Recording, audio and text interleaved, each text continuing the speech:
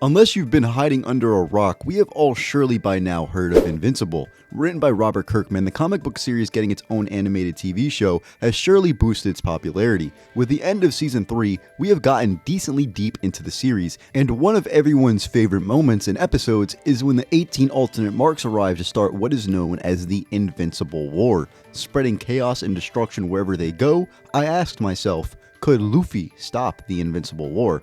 What's up guys, my name is Verdix, and with me today is my boy Polarstone. He's been reading comics for years now, and he makes amazing content himself that you guys should definitely check out. But before we get right in, if you do enjoy videos like this, make sure to go hit that subscribe button. I put out quality content like this weekly, you won't want to miss. What's good everyone? Hope everyone's having a good day, and I appreciate the homie Verdix for inviting me on the channel. And jumping right into it, in terms of strength, I think it's important to establish a baseline when it comes to scaling the evil versions of Invincible. During the events of Season 2 against Thula on the Battle of Thraxa, Nolan tells Mark that he needs to stop holding back if he wants to win and survive, and after reluctantly listening to his father's instruction, Mark is able to have a full one-on-one battle against the more seasoned Viltrumite warrior, to the point he even overpowers her. If Mark didn't hesitate, he would have been able to take her out and win the battle. This feat, as well as being acknowledged by General Krieg, proves that Mark Prime was already in that low to mid-level Viltrumite threshold before his training arc at the beginning of Season 3 with Cecil, where after 3 months of training, Mark is expected to be able to beat Anissa in a fight, according to Donald, someone who is able to casually crack open islands without even using her full strength.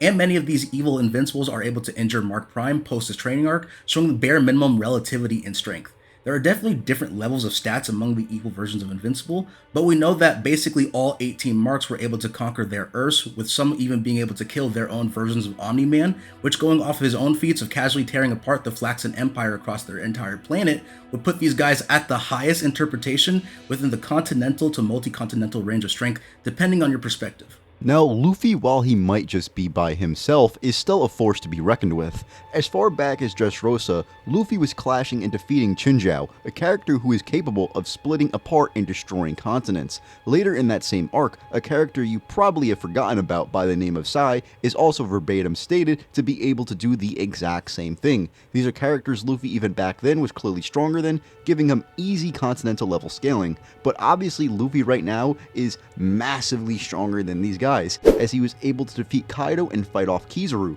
These guys, including Luffy, are able to contend with Whitebeard. While might not be stronger than, like I said, they have the power to fight against him. Whitebeard is a man that even in his old age is stated by Sengoku and Oda to be able to destroy the entire world. The One Piece world is also implied to be bigger than ours, as we see it has multiple moons, meaning Whitebeard and by vice versa Luffy are planetary to large planetary level in terms of AP. Now, for those who might think that only Whitebeard is capable of this feat, this is outright wrong, as we know guys like Roger, Garp, and Sengoku could clash with Whitebeard while even in his prime. Then we see that admirals can overpower him in his fruit and in Marineford. On top of this, we have seen Blackbeard use the same Devil Fruit and get stalemated by Law, who isn't on the level of the characters previously mentioned. Now, one obvious thing to note with Luffy is his abilities and what he is actually capable of doing. As you can see into the future, to avoid and land attacks, use Rio to eternally damage the opponents with Duraneg, and of course, use Advanced Conqueror's Haki to amplify the strength of his attacks by a fuck ton. When he uses his gears, he can use Gear 2 and 3 to speed and sizen up his attacks, and in Gear 4, most noticeably Snake Man, he can attack his opponents with insane speeds and change the trajectory of his attacks. Now, these are all what we know Luffy can for a fact do, but when we get into Gear 5, it's whatever the fuck Luffy wants to happen practically. Now, not totally, because like I've said multiple times and will continue to, this is not Toon Force, it is freedom through rubber, just giving him the ability to do anything he wants through the properties of rubber. But this is still an insane ability to have, as when he fights Kaido after activating it, Kaido is getting tossed around and Kaido's attacks are struggling to actually take effect. His strongest attack is being overpowered by Bear's Gun, and ultimately even with Kaido's planetary level strength, Luffy was still overpowering him consistently once he goes into Gear 5. Ultimately, Luffy has, like I said, anywhere from planetary to large planetary level AP. In terms of speed, I think it's safe to say that the evil versions of Invincible, while going all out, can reach multiple times the speed of light. Weaker Viltrumites are expected and capable of traveling across space, covering multiple light years to reach various planets in short amounts of time in order to conquer them. To put things in perspective, Anissa during Season 2 was able to quickly leave Earth and travel to deep space within a few seconds after beating up Mark. Keep in mind as well, Donald confirms that Anissa was moving quicker than their recording readings on Nolan during her fight with Mark, and would clearly see Nolan is capable of interspace travel as well when he leaves Earth, capable of crossing light years until he eventually makes his way to Thraxa. We know that many versions of Mark weren't going all out and were simply toying with their food when invading Earth. Mark Prime could also be used as an example, since at no point in time during the invasion did he use the same level of speed he used during the battle against Conquest, where he was pushed to his limits currently in the story. Speed in One Piece is very consistent if you follow along with the story, as back in Thriller Bark we see Kuma's pad cannons fire at the speed of light, yet Zoro is able to dodge these attacks, and after 2 years of training, Zoro along with Luffy and the rest of the crew become much stronger and faster than this, as Luffy himself is able to dodge the Pacifista's light speed attacks in base while standing still, and is actually calling them too slow, and with his gears he can amplify his stats and especially his speed when using them. When fighting Katakuri, he has to unlock Snake Man to keep up with his insane speed, despite in base being able to move faster than light, and by the way, he's using his gears to amplify this faster than light speed. Then after that, Kaido is able to move so fast that even when Luffy uses Future Sight, Kaido is still too fast for it. The speed progression advances further, as an egghead, he is able to kinda keep up with Kizaru for a bit. The reason I say kind of is because Kizaru blitzed the island, so I wouldn't really say Luffy can definitely keep up with him. Regardless though, Luffy is able to move multiple times faster than the speed of light, giving him MFTL levels of speed. Now, when it comes to durability and endurance, this is where some glaring issues come into play that simply can't be overlooked. This is because we know for an absolute fact that the various versions of Invincible have vast differences in the amount of damage that they can take. It is blatantly stated that the Invincible who attacked Cecil and Donald was not stronger than Mark Prime. It makes sense considering he was defeated by a bunch of Rihanna men when Mark Prime just a few episodes earlier was able to take multiple hits from them and one-shot them when he got serious. To put things in perspective, the Invincible War started with 18 marks, and by the time Angstrom Levy banished the surviving ones to another dimension, there's only 8 left. Meaning 10 of these marks were defeated by much weaker heroes who are seen as fodder in the grand hierarchy of the Invincible mythos. We see one mark get defeated by some random werewolf hero, another who got defeated by the combined effort of Oliver and 2 other heroes. Oliver himself is overall weaker than the evil versions of Invincible, let alone his actual brother. I think this made very clear in the Conquest fight as well. Probably one of the worst showings of durability and endurance was the mark who was taken out by Rex's explosion, the explosion itself just taking out the building that they were in. Because we know some marks were capable of defeating their versions of Omni-Man, unironically, the level of attacks that they can tank stretches between building level all the way to multi-continental, depending on which version of Invincible we're talking about.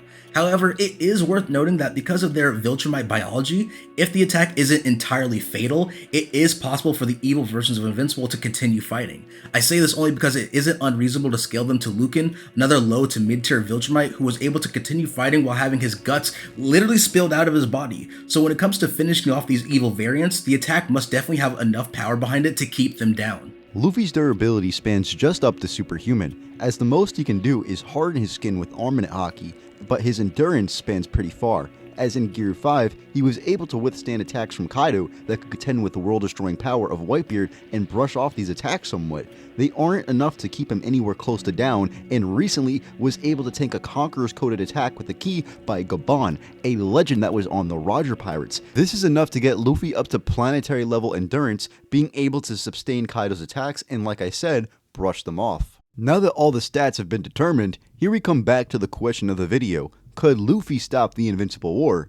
Yes. While the marks can contend with Luffy a bit in speed, they aren't his exact level, as most of them don't have the same top tier scaling outside of mainly Mohawk and Sinister Mark, and the rest completely downscale from anything these two can do, especially Sinister Mark, as most of them were off-screen by objective fodder, and don't even contend with these two and literally everything. Luffy with his gear multipliers can move around hundreds of times faster than light, which the marks aren't capable of doing. On top of this, he can look into the future and evade any of their attacks. A lot of them were killed by literal building level attacks and then some. If Luffy hits these guys with ACOG punches in base, these guys are going to explode on impact. In fact, we see that characters like Thragg and End of Series Mark have fodder explode when they try to attack them. Their bodies are literally breaking apart on impact. Most of them Luffy is crushing in base. Even the 8 surviving marks don't stand a chance, and I'm gonna put it in a way most of you guys will be able to understand.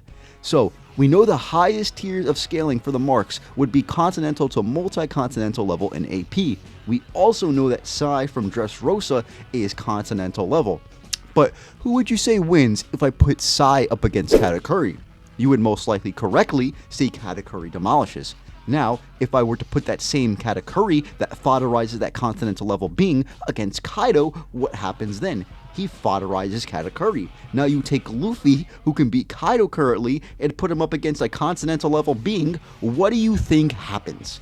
Even if multiple of the marks were to attack Luffy at once, we see how the Gorosei can't even land a hit on Luffy and gets made a fool of by him. These guys are all above continental level in strength as well, and yet 5 of them at once isn't doing shit to Luffy.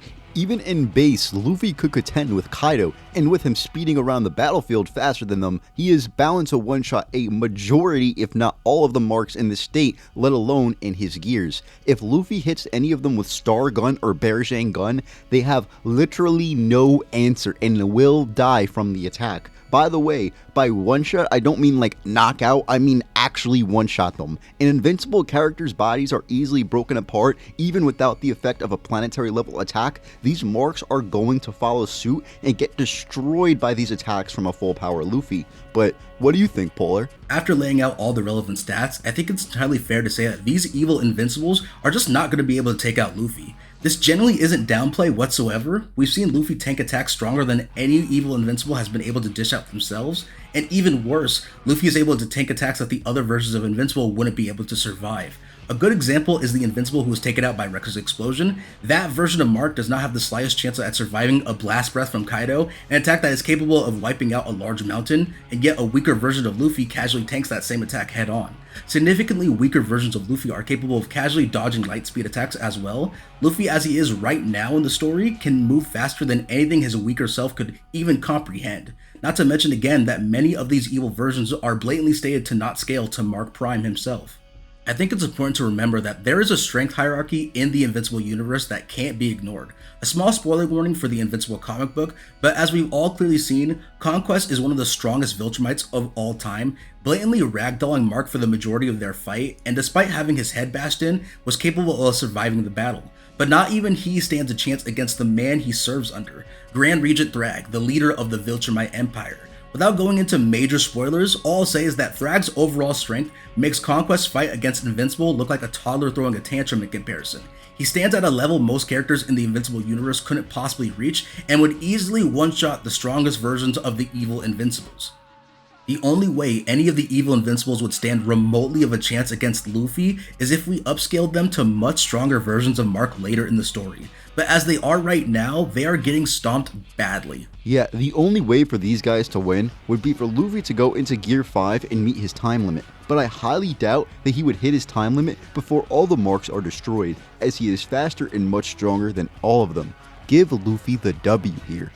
Well, that's it for you guys. If you enjoyed, go hit that subscribe button and leave a like. It really helps with the algorithm. Again, thanks to Polar Stone for helping out here. Go check his channel out. As always, shout out to Ty Beers for the thumbnail. He makes quality thumbnails for me all the time. And if you would like some of your own, hit him up on Twitter. Link in the description, as well as my Twitter at @Ferdix_ for more of my takes. And without further ado, you guys can get out of here.